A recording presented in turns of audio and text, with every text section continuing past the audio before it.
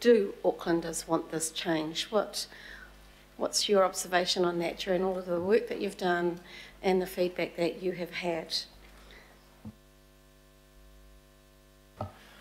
Thank you, Councillor. So how Aucklanders respond to this is, of course, critical, and unless Aucklanders respond positively to the changes and to service improvements and so on that we put in place, then we won't achieve the mode share targets and so on that we're talking about, and therefore won't achieve the scale of emissions reduction envisaged. So I think perhaps I could just slightly reinterpret your question and ask, okay, is this possible in the timeframes available to us? And the shorter answer to it is yes, but it is incredibly challenging, and there's no shying away from that.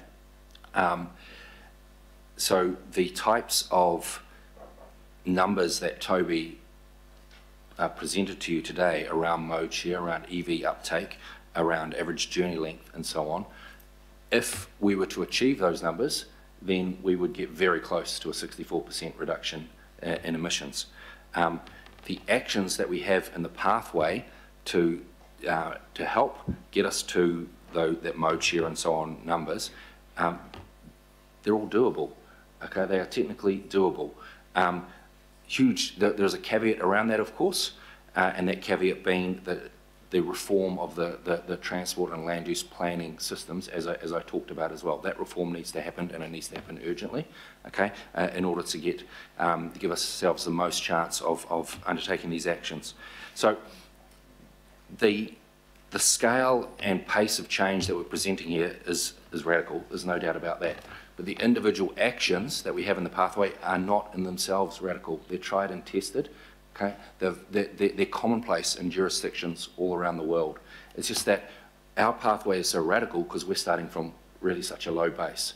Okay? But it's a pathway that is necessary if we are to get near to what the global scientific consensus tells us is required to reduce our emissions to avoid the most catastrophic impacts of climate change.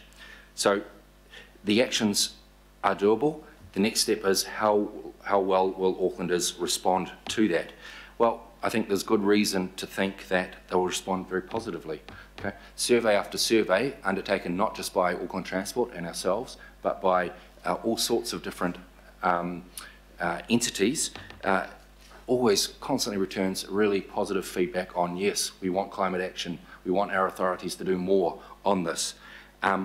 So public sentiment is overwhelmingly in favour of climate action. And we see through specific consultations that we've undertaken around Te Tariki Tawhiri, around the climate action targeted rate, where we get a really positive response from the public. And we also see it in the way in which the public has responded to investments that we've made over recent years. So if you think about the Northern Pathway, the Northern Busway, for example, yeah, look at that. The numbers that are achieved there far exceeded expectations. And have helped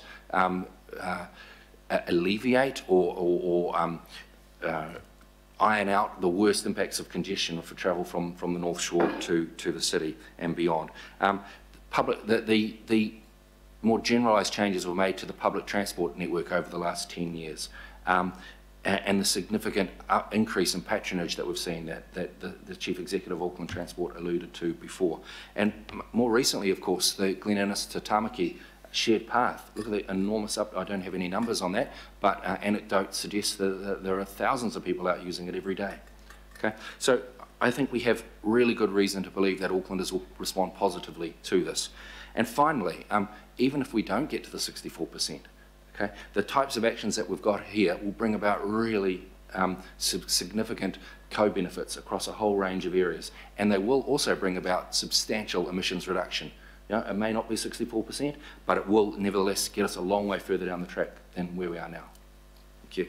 Thank you, Robert. That was a great answer. Yeah. Thank you so much. Kia ora, Councillor. Councillor Henderson. Thanks, Chair. I don't know how I can follow that. That's wonderful. Yeah, look, I eagle-eyed lasered in on one of the points in the slides here. Land use policies undermine emissions reduction. Can I ask you what you mean by that, and can I get you to expand on your point? Thank you, Councillor. So we, in the transport emissions reduction pathway, we make it very clear that most, if not all, of Auckland's growth needs to be accommodated around really good public transport, and preferably within the existing urban area. So we think that needs to underlie and be a key driver of decisions that both council and central government make. And we think we're getting mixed signals at both levels of government regarding that. And that's just yeah, something for us all to reflect on, and I'll probably leave it there. Sorry, yeah, a couple more, Chair, thank you. So we know that climate impacts hit poorer communities harder. Do we think that poorer communities are going to find it harder to adapt to the behaviour that we're proposing?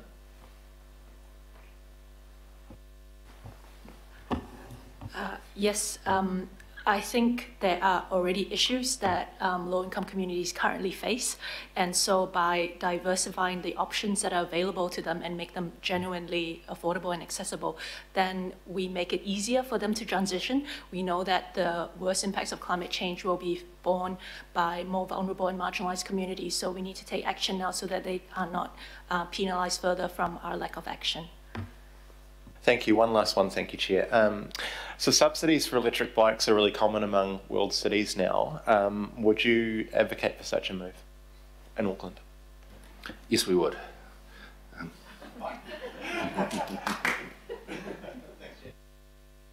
Thank you, Councillor. Councillor Stewart.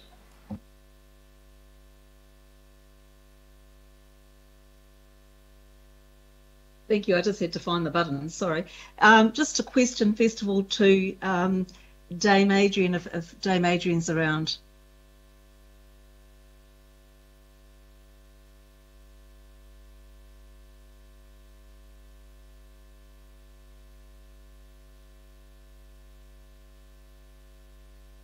Just plain Adrian.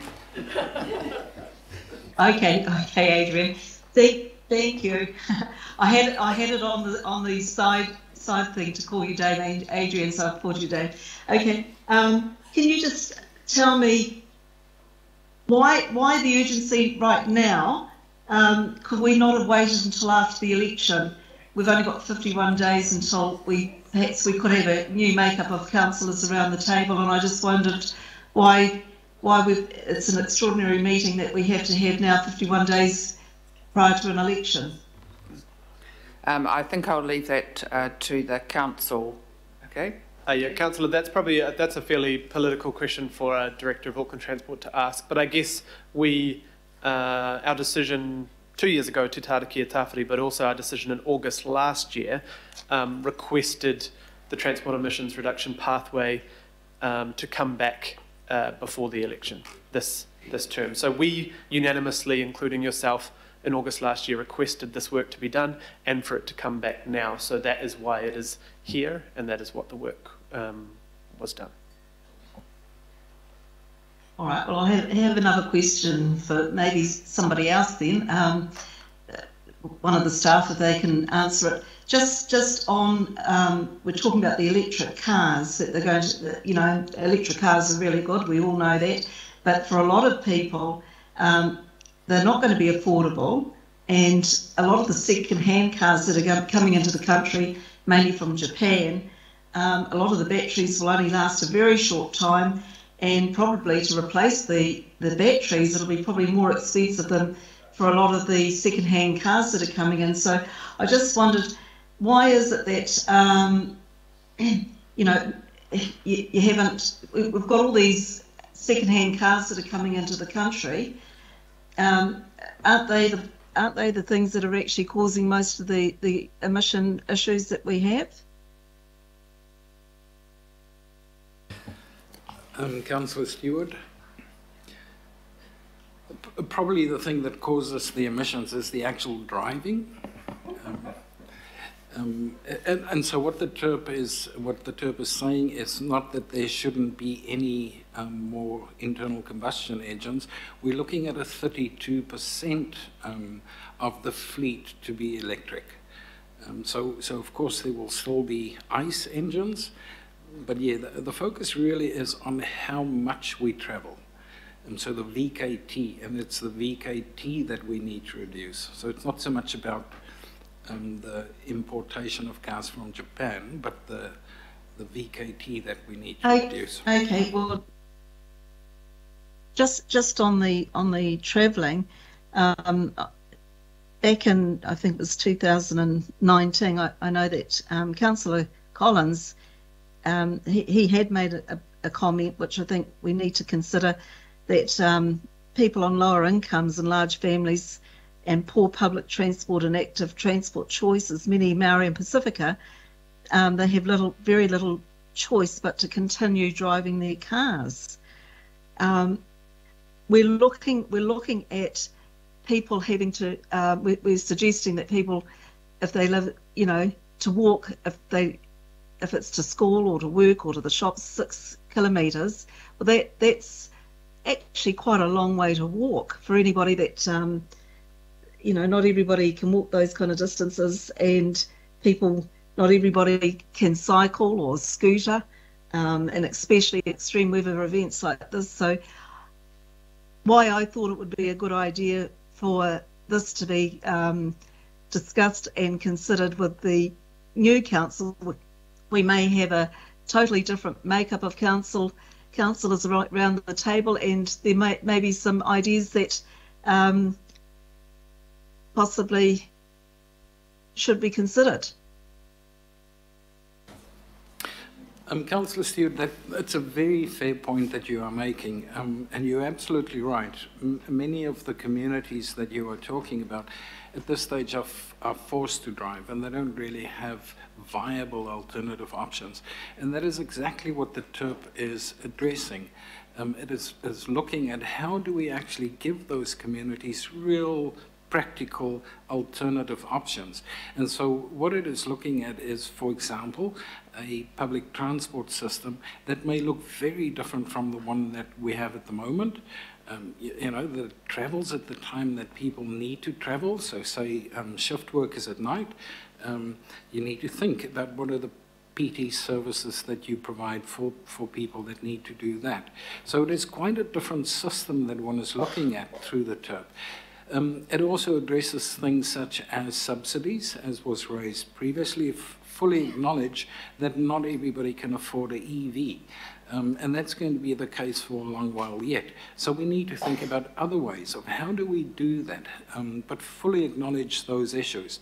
The crux here is that the system needs to change, because the system at the moment is really not benefiting those communities at all.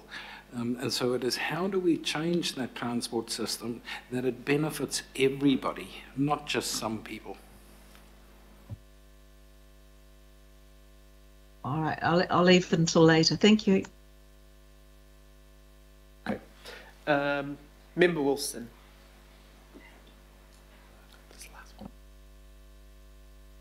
Kia ora.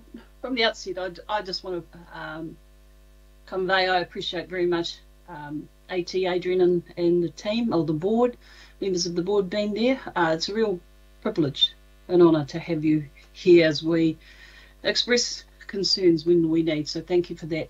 My aroha mai as well. My camera's not working, so I can't put that on. A couple of 3 questions, if I can, Mr. Chair. The first one relates to the staff at this stage, Toby or Ning. I note in your presentation that it emphasises the need to empower Aucklanders to make sustainable transport choices. It says supercharge the engagement with local iwi and local boards. And then on slide 18, it talks about who are most impacted in terms of equity, and of those, children, low income, disabled and the like. You talk briefly on the obvious that they are, but not necessarily sufficiently on what is being looked at. So that's quite a large proportion of the community for the question that was posed originally by Councillor Dalton. So there is, as I can see, the intention for a Māori engagement strategy program, but I'm assuming that will need to be a joint program? Even though there's no detail to there, can you just indicate to provide comfort what that could look like as a joint venture, if that's the intention to have a Māori engagement program?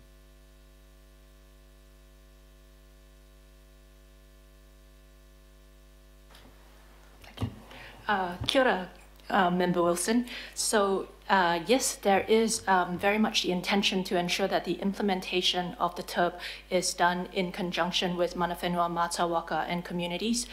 So there is a Māori engagement plan that is currently being developed. And you mentioned earlier around the groups of people who are currently disadvantaged by the current transport system. And that's the reason why we need to have these voices in the room when we make these transport plans, because currently they are the voiceless. Thanks, Ning. Tēnā koutou katoa. Just to respond from AT's perspective on engagement with mana whenua and mātai waka, just like to make a few points, if that's all right, Chair. So first of all, we have a huge task ahead of us in implementing this, which is really exciting and the right thing for Auckland. My first point is that full and proper engagement with mātai waka and mana whenua is absolutely critical to Auckland Transport, and we are committed to that. We have a lot to do in terms of process to figure out what we're going to do, how we're going to look at some of these issues. Some things will be very short term, some things will be much longer term. There's multiple solutions, there's multiple stakeholders, there's multiple things to look at. So we're in the process right now of designing that process of how we're going to look at this short and medium and long term. But what we've heard very strongly from mana whenua and mātai waka is you are looking for a very genuine partnership. Something that recognises the process the process we run needs to change to enable that to actually happen, so we understand that. We've heard that no one size fits all. It's a complex space out there, and we need to shape our responses to different needs of different parts of the community. And I also heard that you're looking for Māori-led responses as well, so we need to enable ourselves to build some of that into the way we implement this. Equity is absolutely critical. The whole point now is to get an equitable and economic response to what we're going to be able to do. So equity gives us a really great platform to engage with mana whenua and mātai waka into how we can achieve that together, understanding all the different needs that will play into the equitable space. And also I think the last point I've heard from talking over the last few months is respect of culture and the cultural values and cultural ways of living. So, for example, even things down to how do we recognise needs of papakainga housing, how do we recognise needs of trips between Urapa and Marae, so things like that need to be built into the process as well. So we understand that, and we have a lot to do to work out how in our process we have to build that in, and how then to engage to build that in, and we're looking forward to working with you and designing all that up. Rocky, what a great answer. Appreciate that. I just have one more, if I can, Mr. Chair, and that is to Robert, if I can. When the question was posed, he said it's technically doable. It probably isn't quite doable if these matters of equity, and I think he described it as vocal minorities. So if it wasn't that the consultation didn't take place, if it wasn't that those most impacted weren't included, then how doable technically is it? Well, I think what we're saying, Member, is that our consultation processes need to improve so that everyone's voice is heard as we implement these actions and as we shape them up. So we're not suggesting at all that we reduce consultation processes or that we don't hear from the community. We're suggesting we need to be better at it, so that, as Ning was saying before, the voiceless get a voice. Thank you.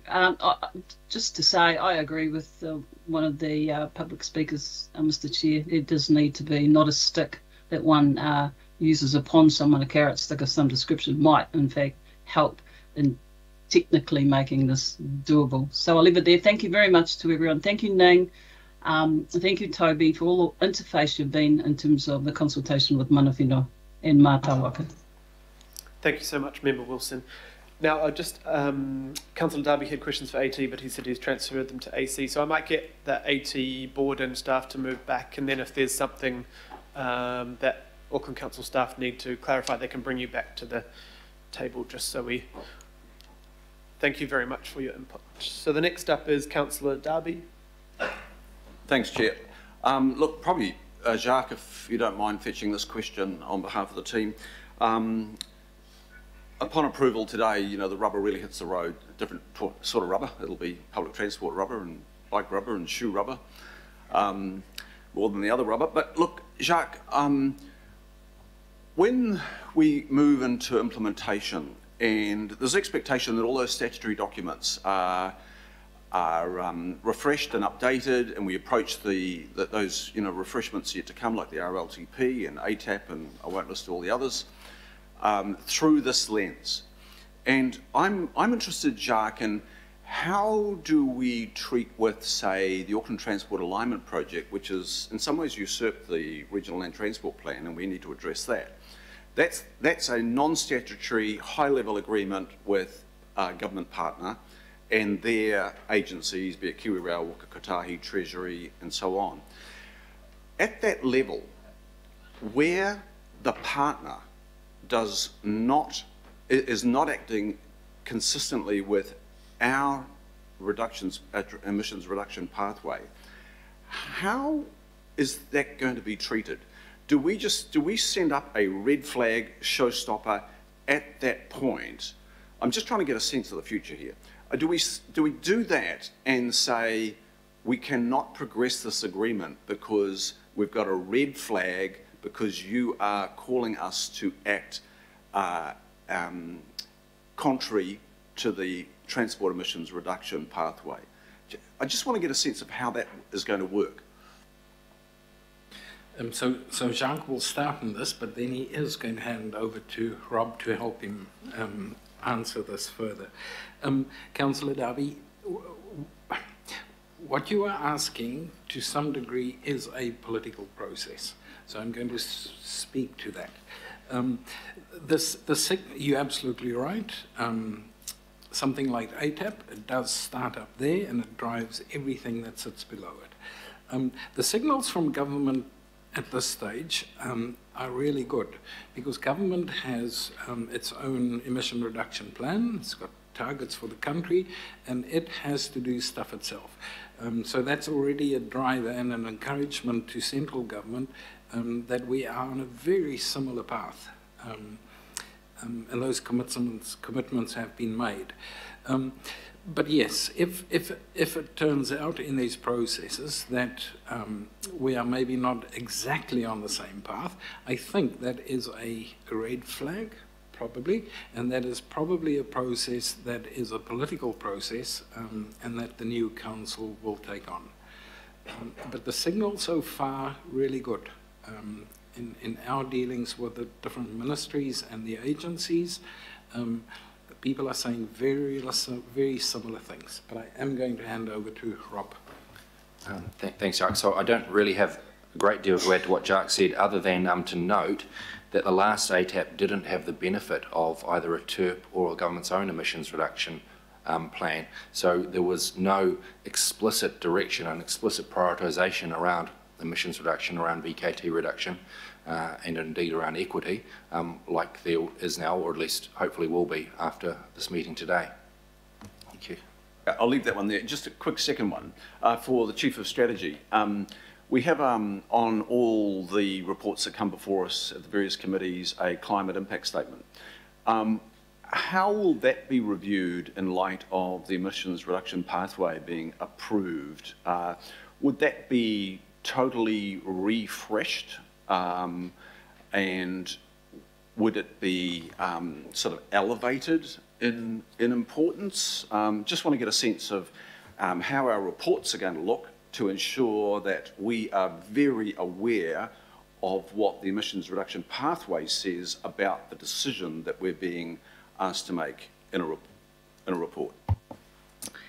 Thank you, through the Chair. Thanks, Councillor Darby. You are absolutely right. So not just our budgets or the projects that this council prioritises and spends. It's also about the decisions and the way in which we consider policy and what we bring to you. So we will have to improve that climate impact statement. There is work that Matthew Blakey and the team are doing and continue to do for us to better understand how we could measure, because it's still very hard to measure emissions in very accurately, and sometimes in terms of policy, but it is so crucial. So we're on a learning curve on that. We won't be perfect tomorrow, but we'll be better. So it is work that we are focusing on, and for the remaining time for this council and into the next, we would very much appreciate feedback and working with you about what do you need in order to make your decisions, because that's the most important part of the advice that we give you. Kia ora, Councillor, thank you. Councillor Walker, questions?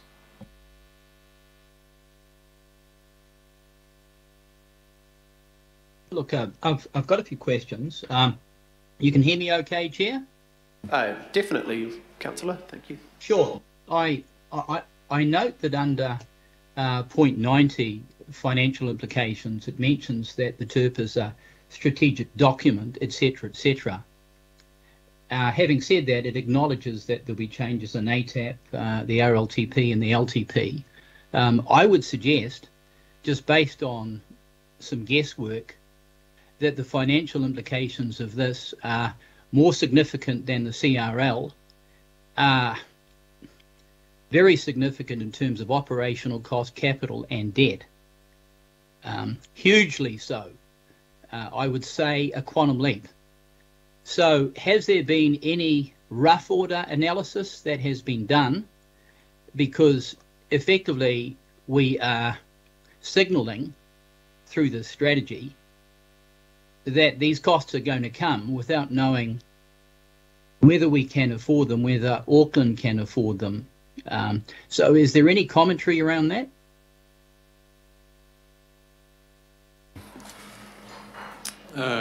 Thank you, Councillor Walker. Absolutely acknowledge that in taking this forward, what we do need to understand, of course, are those costs. And that is very much the work that Auckland Transport, through their implementation program, that will be a significant part of that, is developing those programs to give effect to those actions and understanding their costs. That, of course, not all of the actions or all of the responsibility sits with Auckland Transport. There are also those things that sit with Auckland Council, and a number of the actions in the TERP actually sit with central government. And so there are also costs related to central government. I suppose at the same time, the important thing is, absolutely, and I think we have acknowledged this a number of times, both in the report and we do so in the document itself. Undoubtedly, there are going to be costs, and if one is going to address and take action on climate, there are costs that come with that, but that does not take away the need for us to actually take action. But when you think of costs, it is equally important that one has to think about the benefits. It isn't just about the costs.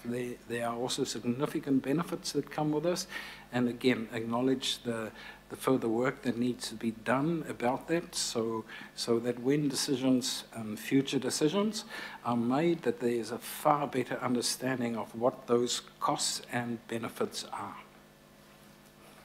So am I correct in saying then that we do not have any rough order costs? We have no idea at this point of what the costs are. Is that correct?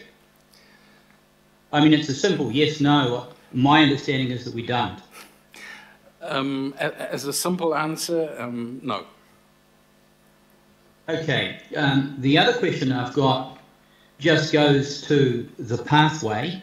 Back in 2010, a decade ago, when I led out the climate action plan at that point, we took a scenario-based approach, particularly to transport across the board.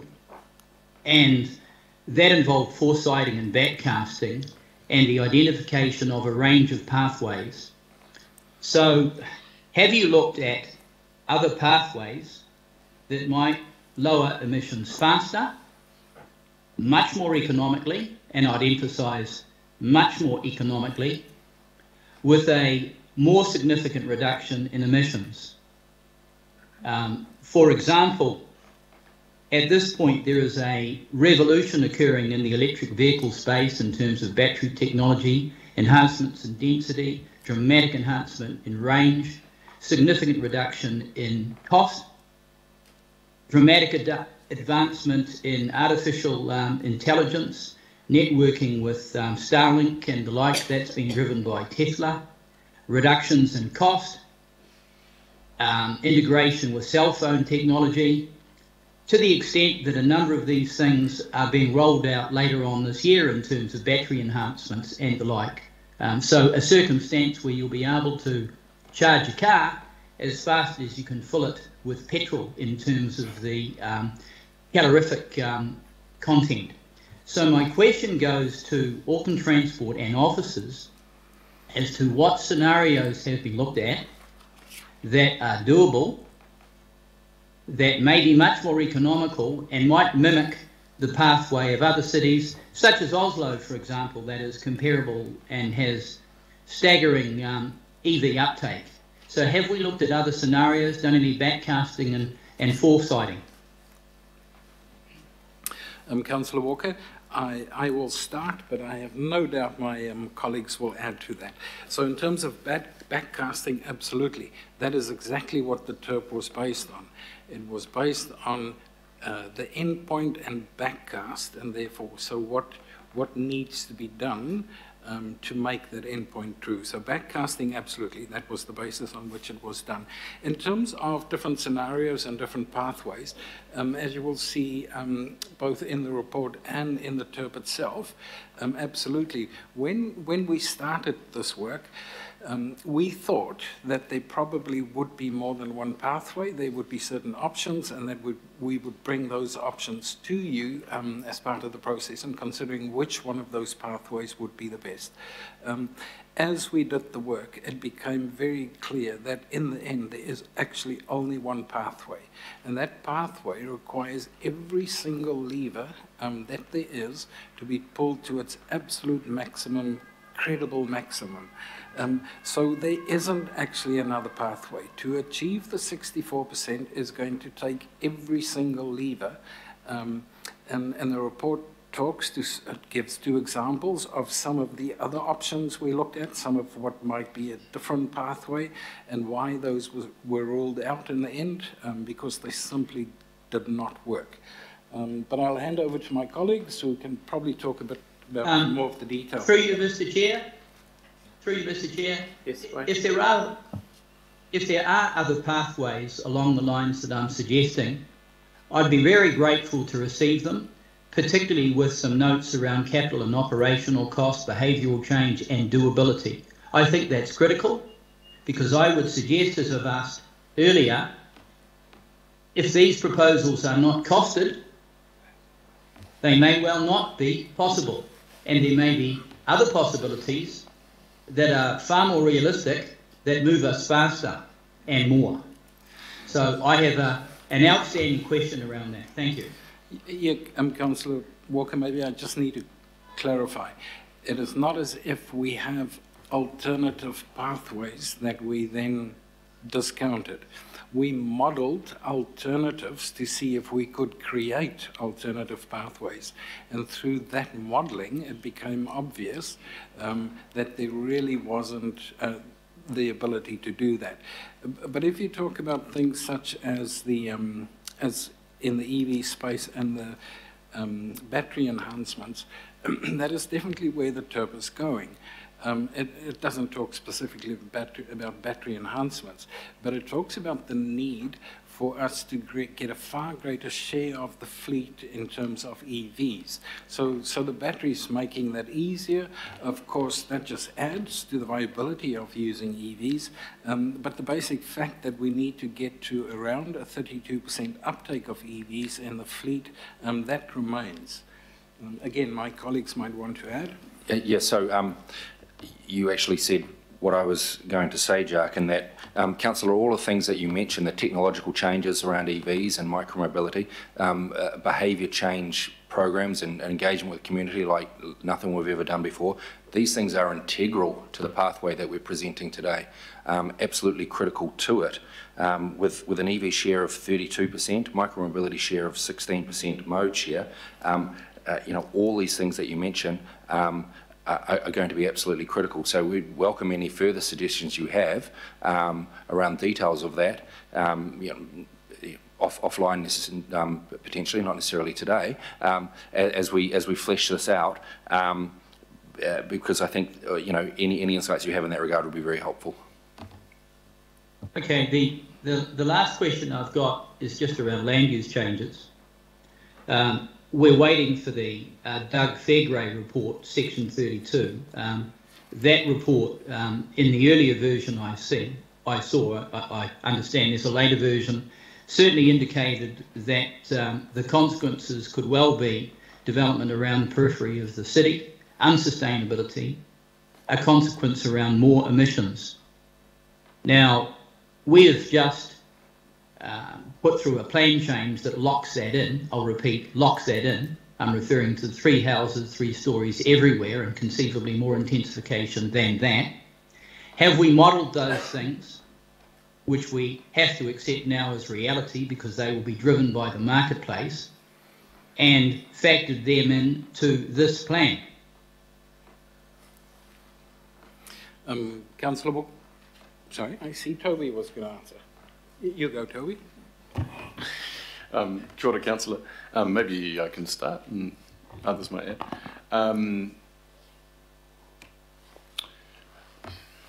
Land use is a very difficult thing to think about over the long term in the TERP world.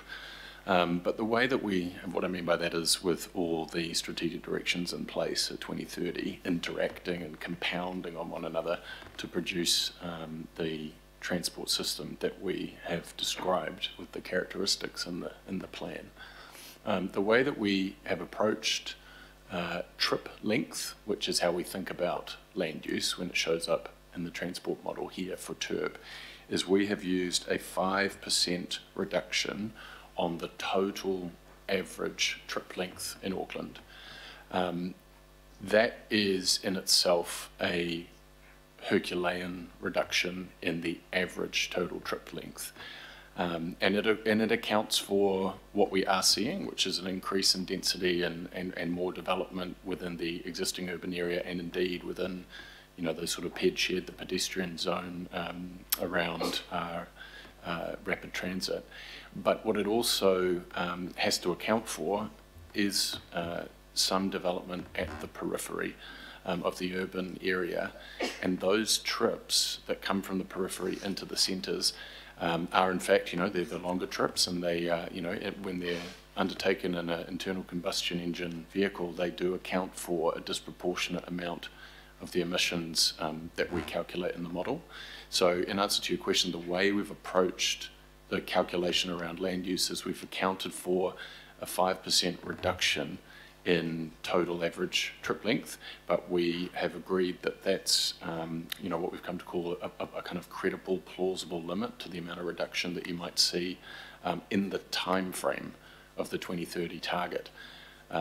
Obviously, if Council continues to make investments and regulatory changes around densification and intensification, we might see that average trip length reduce over a longer time horizon, but we have to think about the 2030 goal with the task and the constraint that we face.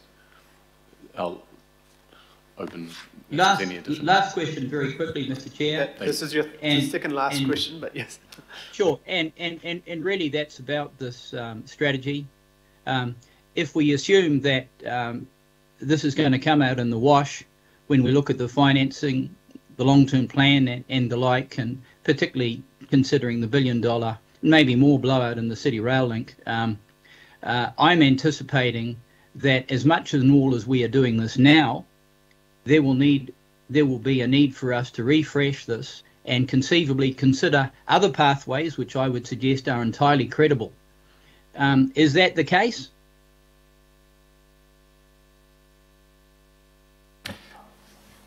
I'm not exactly sure about that, and I'm going to hand over to the Chief of Strategy in a second.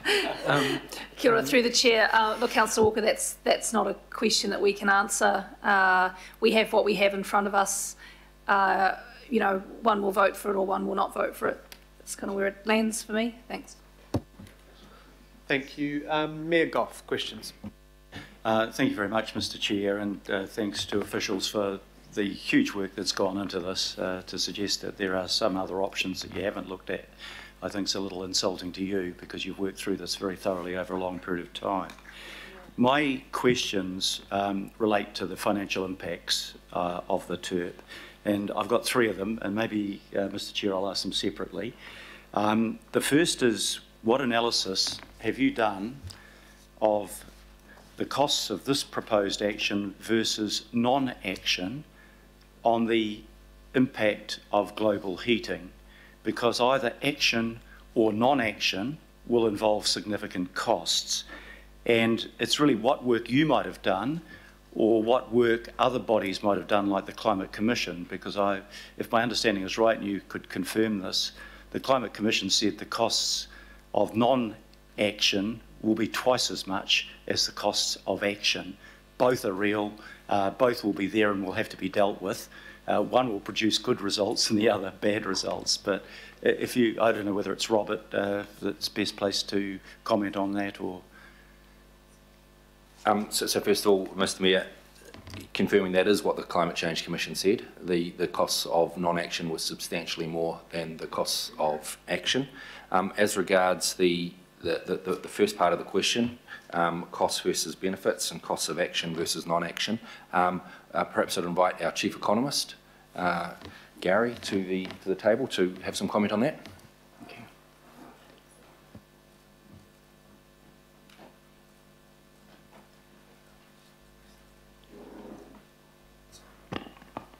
Thank you, through the chair. So the question was, what work has been done on the impacts in terms of the costs and benefits of the TERP? And I can confirm that we've taken this very seriously. We have invested time into thinking about what we would call the economic impacts of the TERP relative to a counterfactual in which there was no TERP in place. We don't have results to share with you today, but that will be forthcoming. And so some of the impacts, we think about the costs. We can think about them as direct costs, so the costs of putting the interventions in place. Some of that is around, as you've heard, public transport service levels, as well as supporting infrastructure to enable more frequent public transport, as well as infrastructure to support active mode, greater uptake of that. So that's what I would call the direct costs, and to a large extent they can be estimated at a high level as an economic or representation of the resources involved. Alongside that, we can think about the consequences of the interventions being in place. Obviously, they are there to drive the benefits that we're all seeking.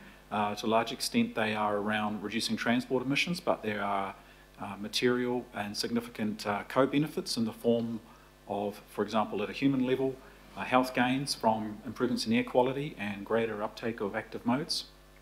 They're also environmental in terms of improvements to air quality, water quality and biodiversity.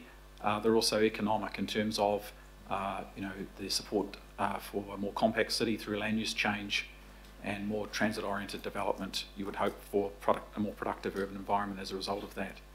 But the bit that's possibly hardest is what we would call the disbenefits potentially. So the consequences of trying to reach those benefits, putting the costs of the interventions in place, and then the transition to that new world. And so we can think about the disbenefits, the negative impacts, which may be transitional, and I would say that to a large extent the scale of those disbenefits and their duration or perseverance over time will depend on the work that's coming around the detailed design and sequencing of those interventions. And some of that transition cost could look like higher road congestion, but it will depend on alternatives being available to the extent that that is, to the extent that perseveres as a transitional cost. So there's some comments about the framework in which we think about the impacts, the costs, the benefits and the disbenefits, and I would say we have some preliminary and partial estimates that will be forthcoming against those categories. So I hope that helps through the chair. Yeah, thank you very much. And my second question, Mr. Chair, actually follows on from what Gary has just been talking about, and that is the extent to which we have hard or reliable figures on the financial co-benefits of TERP.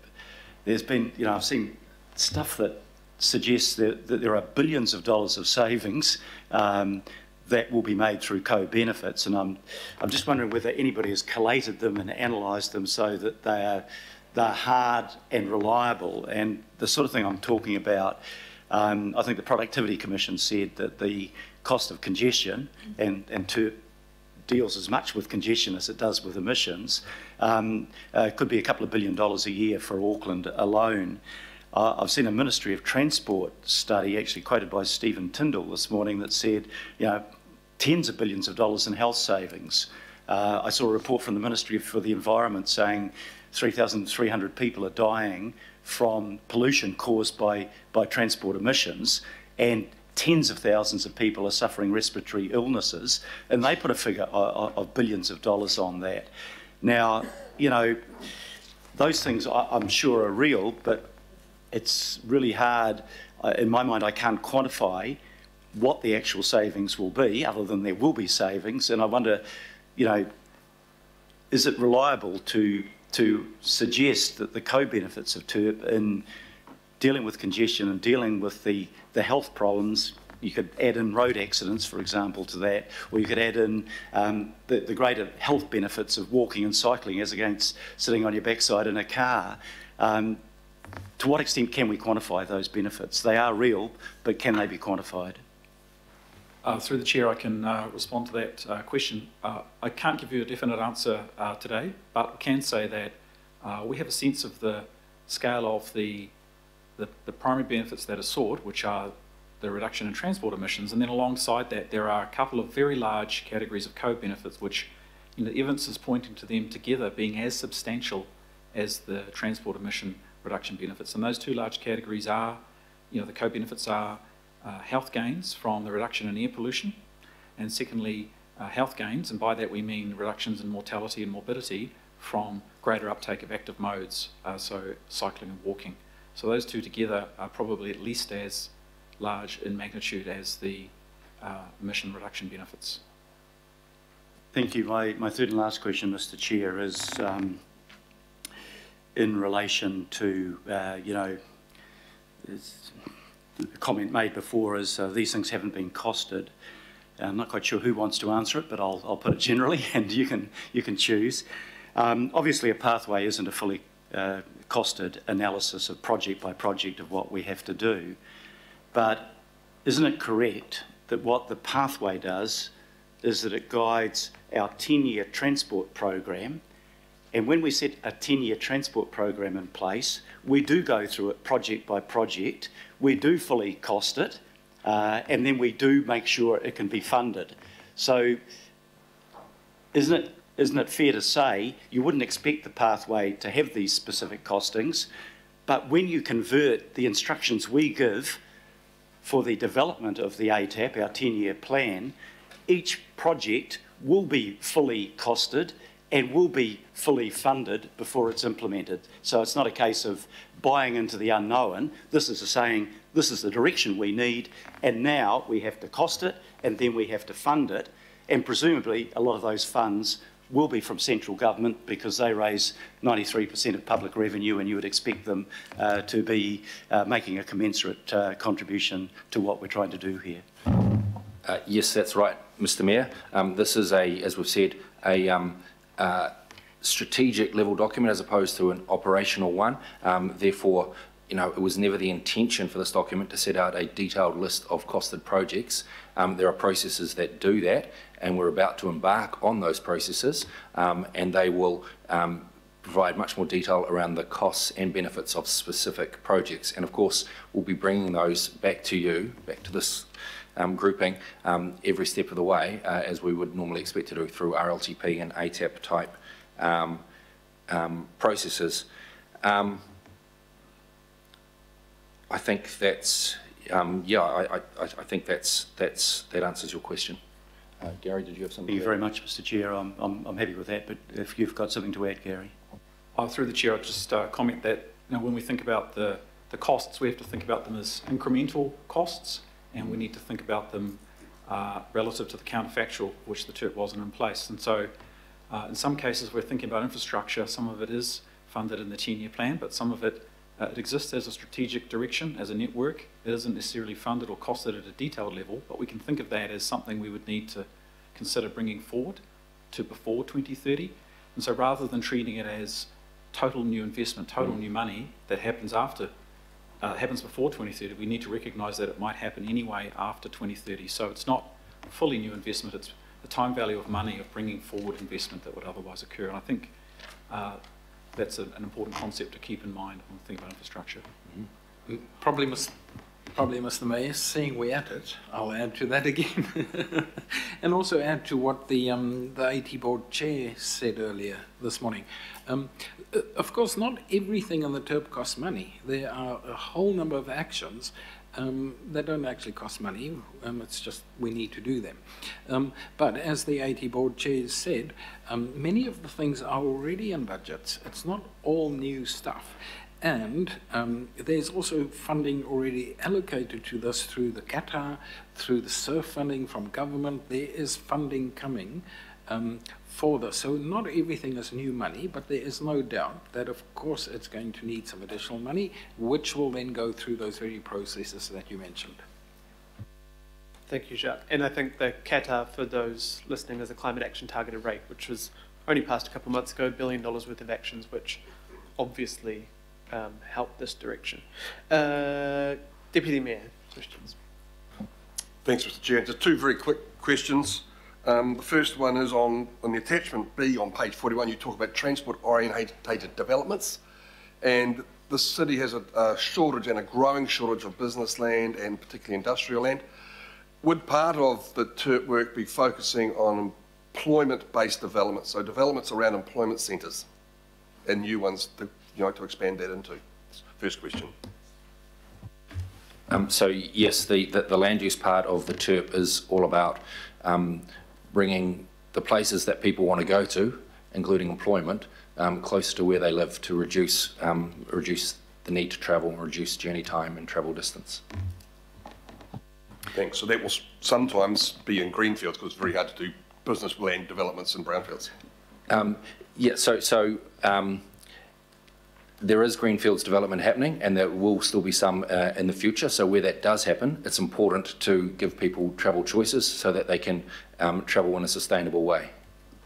Completely agree, Robert. Thanks very much.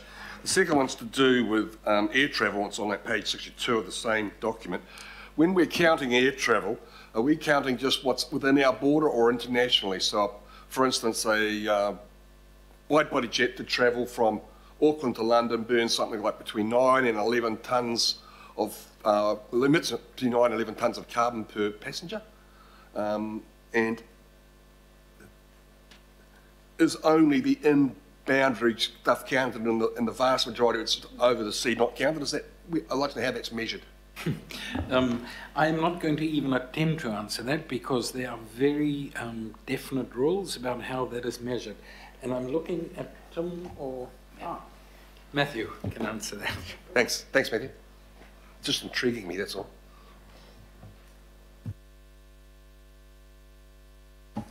Tēnā koutou katoa, through the chair, thank you for the question. My name is Matthew Blakey, Chief Sustainability Officer.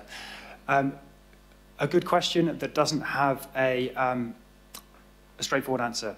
Measuring emissions from aviation is complex, and if I was to provide a quick response, it would be that we don't account for all of the emissions from a flight. If you were to fly internationally, certainly, those emissions are attributed to an international aviation agency, so they don't sit with New Zealand or Auckland, and that applies to every country. So it is a complex area of emissions accounting, but there are specific ways of measuring aviation emissions. In short, we don't measure all of the emissions from the flight. Some of those emissions go to an external industry organisation. All right, so my understanding was that emissions from planes outside territorial boundaries or not counted, full stop. But if there is something further explaining around that, I'd love to see it, please. Thank you. Thank you, Deputy Mayor. Deputy Chair, Councillor Coombe. Kia ora, Chair. Ngā mihi nui kia koutou mo tō mahi, and for this bloody brilliant pathway. Fabulous to have it before us today. And my question was actually going to be exactly what the Mayor has already covered in terms of the benefits of the pathway, particularly around all the co-benefits like health improvements, reducing the cost of transport, pollution, physical activity, and so the costs of the pathway, the benefits of the pathway, and then the costs of not doing anything. And I guess the little bit that wasn't really covered, and I don't know, Gary, if this is something you have some more information with any of the headline numbers that you can provide. And I know you're saying that you're bringing that all together, but as the Mayor mentioned, you know, there have been kind of a lot of work underway to try and do some analysis around what those numbers are. So I guess I just wanted to ask my question as it was an opportunity to thank everybody who's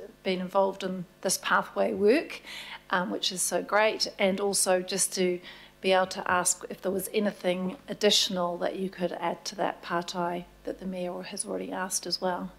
Kia ora.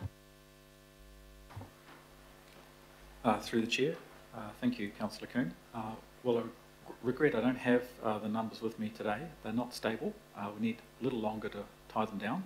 So if I had brought them along, I'd end up probably walking back on them as they float around a little bit, because there's some still some data coming through. So the answer is soon. I hope to share them with you. It's probably worth restating, though, the Climate Change Commission's work on this at a very broad level, that as the Mayor mentioned, the costs of inaction were around 2 to 3% of GDP, and the cost of action around 1%. Of course, that's nationwide, so it might look a bit different for Auckland, but that gives you an idea of the relative benefits versus costs. Thank you. Councillor Casey, now I've got your question here if you'd like me to ask. Oh, right. So based on current and intended modes of electricity generation, how confident are you that sufficient sustainable electricity generation will be available to support this hoped-for transformation within the time frame? And that's obviously regarding the targets for EV uptake especially.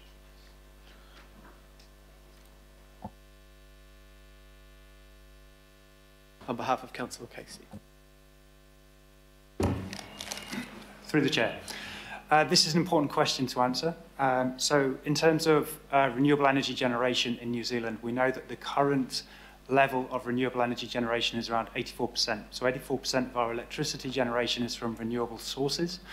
The government has set the goal for 100% of our electricity to come from renewable sources by 2030. That was brought forward from 2035. When we consider renewable energy generation, it's important to consider the broader picture in terms of the work that has already happened.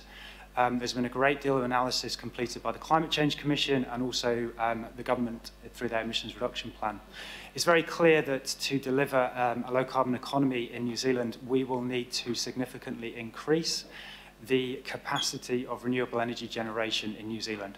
We're very fortunate that we have abundant natural renewable energy resources such as hydro, geothermal, wind, solar in New Zealand. There is planned additional capacity for our renewable energy system, including significant additional capacity for wind. However, the important point to note is that there is a renewable energy gap at present. The renewable energy gap is forecast due to the projected increase in the electrification of transport and also the electrification of process heat. That is an issue for the New Zealand government and the energy sector to address, and they are addressing that. It is critical to how we transition to a low carbon economy. So it's front of mind. It's not an issue that we are unaware of. And it's something that we will need to depend on in terms of the transition to low carbon transport. Of course, electric vehicles are more efficient than ICE vehicles, even with a lower degree of renewable energy in the electricity system. But 100% renewable energy would, of course, make our electric vehicles world-leading in terms of their efficiency. One important thing to note is that it's not just about generation, it's also about distribution. So distribution at a local level.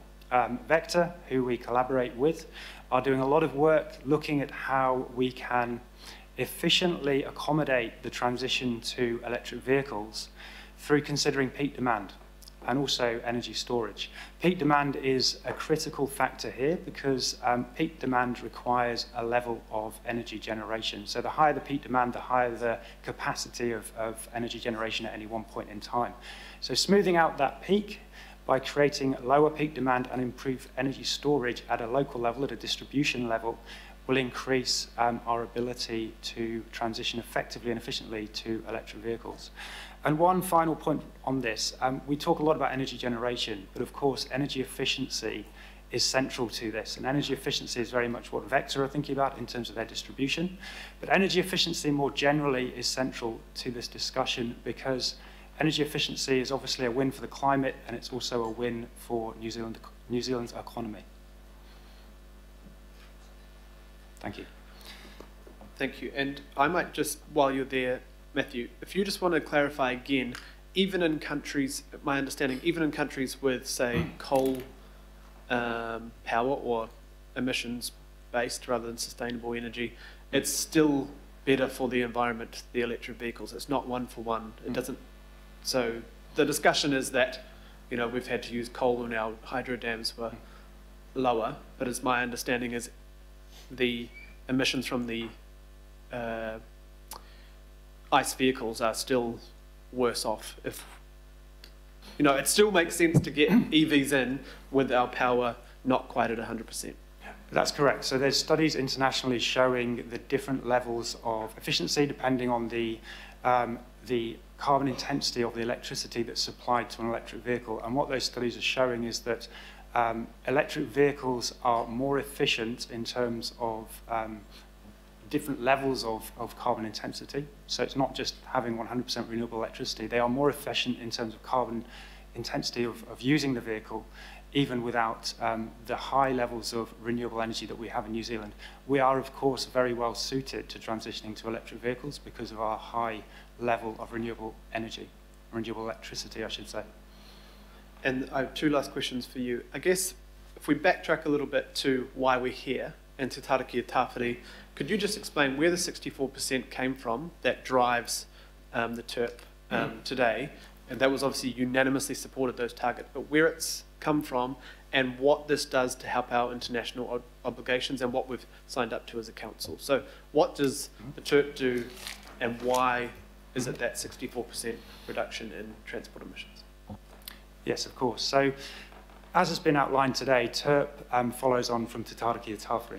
Te Tarakia Tāwhiri is our regional climate action plan, and it sets out our climate action and, importantly, our regional emissions reduction targets in line with Auckland delivering on its fair share contribution to the required global emissions reduction to limit global heating.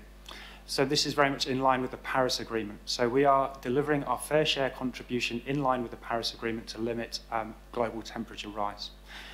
That is the starting position for the development of our approach to climate action. So we have, and this committee unanimously approved, a 50% reduction in regional emissions by 2030.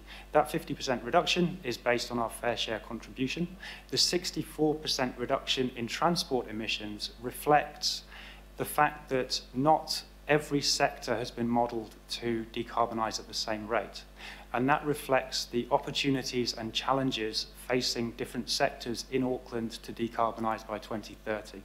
The transport sector presents opportunities to decarbonise quickly that other sectors do not. And many of those opportunities are available to us now. They're not dependent on technological change. They're not dependent on solutions that are yet to come to market. They are interventions, they are actions, they are behaviour change that we can implement now and we can adopt quickly. Hence the emphasis on transport, reducing by 64% by 2030. And so, based on that, you would say this is not just dreamed up figures. This is, as I understand, this is based on our fair share of what 196 countries have signed up to. That's correct. So it's based on us pulling our weight and delivering our fair share contribution to global emissions reduction. And the point has been made earlier that yes, New Zealand, Auckland, our emissions are small on a global scale. But it's also important to note and remember that there are many countries, cities and organisations that have small emissions on a global scale. That is not an excuse for inaction. Those emissions collectively add up to a significant amount. Those emissions collectively add up to a meaningful difference. As collective action across all of those countries, cities and organisations to deliver the emissions reduction that we require. Thank you. And last question, a bit of a personal anecdote one, and it's just, what was your, you've just come back from home, the UK, well, your old home, I guess. What was it like in the heat wave, and what changes have you seen? Because I know it's significant change in, say, London for what we're trying to do here. Yes, so that's correct. I've just returned from a trip to Europe to be part of my sister's wedding. I'll spare you stories from my sister's wedding, but I guess two observations from my time in Europe. Firstly, you're right, Europe is really feeling the impacts of climate change right now. There is persistent heat waves causing evacuations, causing heat-related deaths in Europe right now. I was in London as the temperature exceeded 40 degrees C for the first time, which really highlighted the fact that the infrastructure, the buildings in London are not prepared for that level of extreme heat. There were also wildfires in the UK whilst I was there.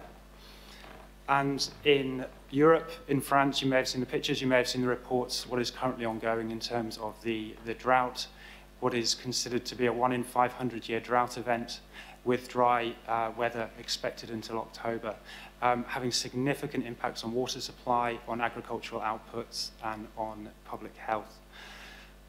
That certainly was very sobering in terms of seeing those impacts in the UK and Europe.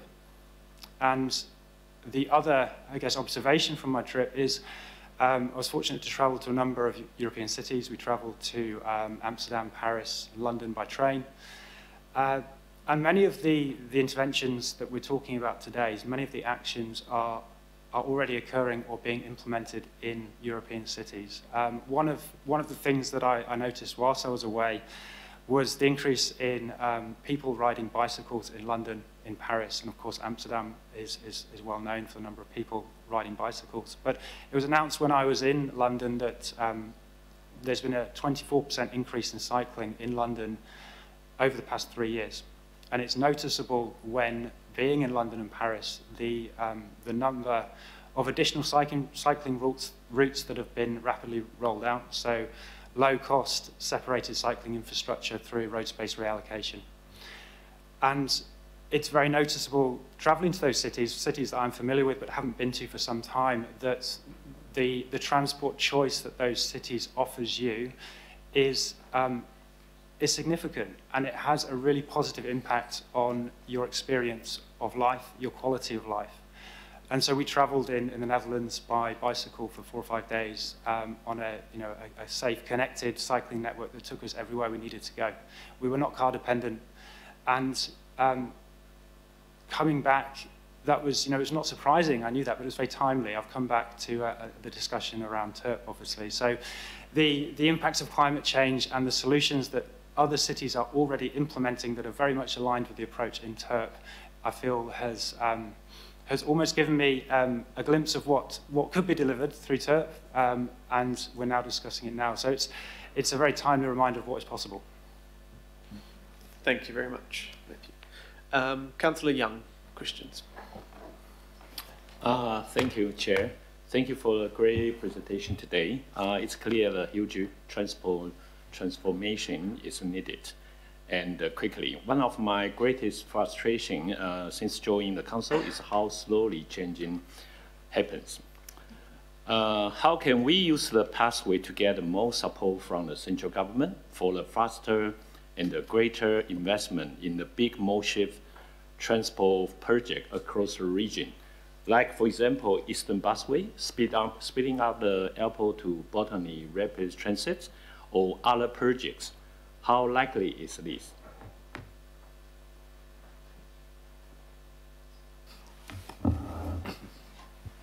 So, thank you, Councillor. You're right, as I think as we tried to emphasise in our presentation, and we certainly emphasise in the document, our processes at the moment aren't really set up to deliver the pace and scale of change that is required here.